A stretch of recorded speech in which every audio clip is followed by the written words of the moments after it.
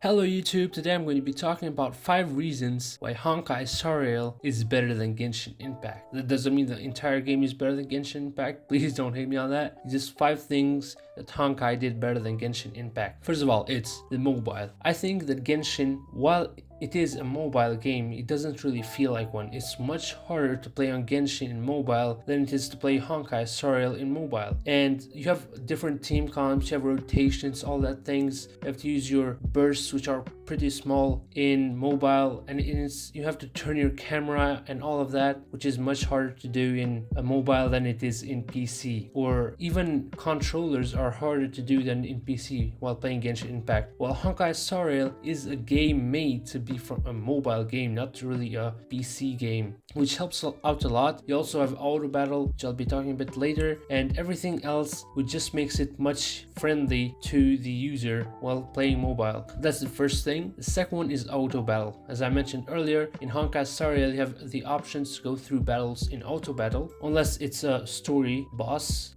or like a big battle in the story, which then you can't use auto battle on, but in most fights you can. Auto battle is, some people don't like auto battle, but it's a quality of life feature which is really important in most games, because you really just skip out on that grinding session that you really don't want to do, and you can actually play the game how you want to play it and not be stuck grinding domains over and over and over again, get relics and all the different things. Some people might say, and I'm all right with Genshin not having auto battle, because it's going to be much harder to actually configure auto battle for an action game compared to a turn-based game. But I think if my idea of auto battle is that if you beat a domain once, and you can just automatically skip it and get directly to the rewards, but that's going to be a different video for another time. So that's basically number 2, my second reason why Honkai did this better than Genshin. The third one is the better starting characters. I like Kaya, Amber, and Lisa and all of these, but it's simply they fall off really quickly.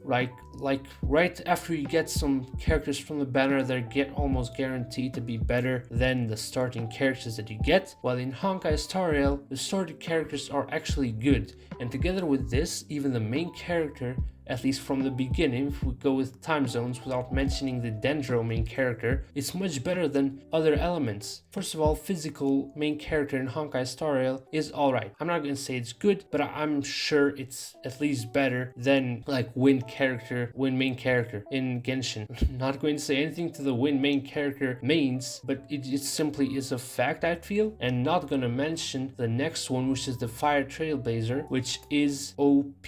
Fire Trailblazer is one of the best characters in the game right now. The ability to taunt, and while taunting create the shield, is very good and very useful, which I feel like Fire Trailblazer is better than almost all besides Dendro, it's better than all the other main characters in Genshin Impact. That's just my opinion. You can have a different one. This is just my opinion. The third one is that they have a much more intense and quick-paced story.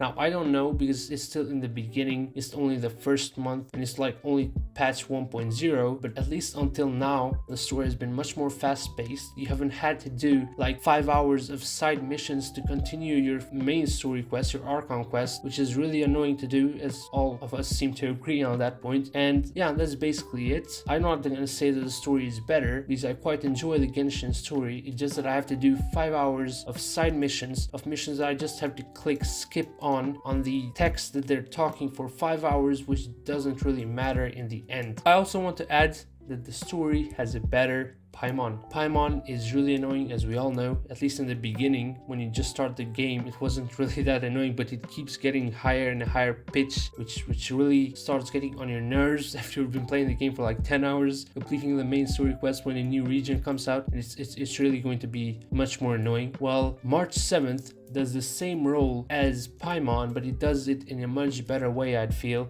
And it's not only March 7th, there's not a single character that does Paimon's job. It's like all these characters, all these starting characters, Welt, Dan Heng, March 7th, that all do the job of Paimon, but they do it in a much more inclusive way, as if it's part of the story. Point number 5 that I have to make is the class system.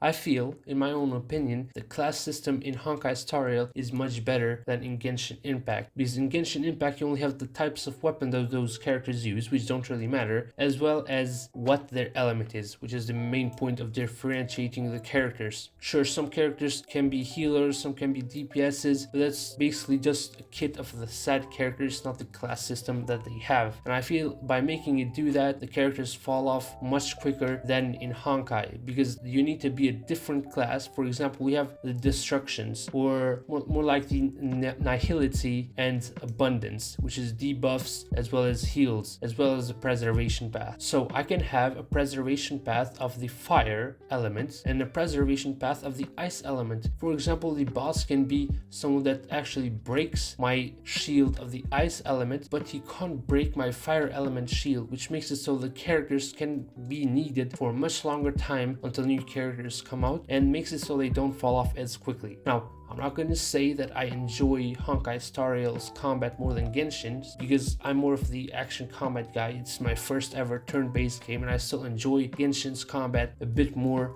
I feel like it's more flashy, you can have more control, but I'm going to say that the class system is something which makes, at least for this specific type of game, Hoyoverse pulled off really well. I feel like it's one of the best turn-based game systems to exist. That's all my opinions about 5 things that Honkai Star Rail did better than Genshin Impact. Until next time.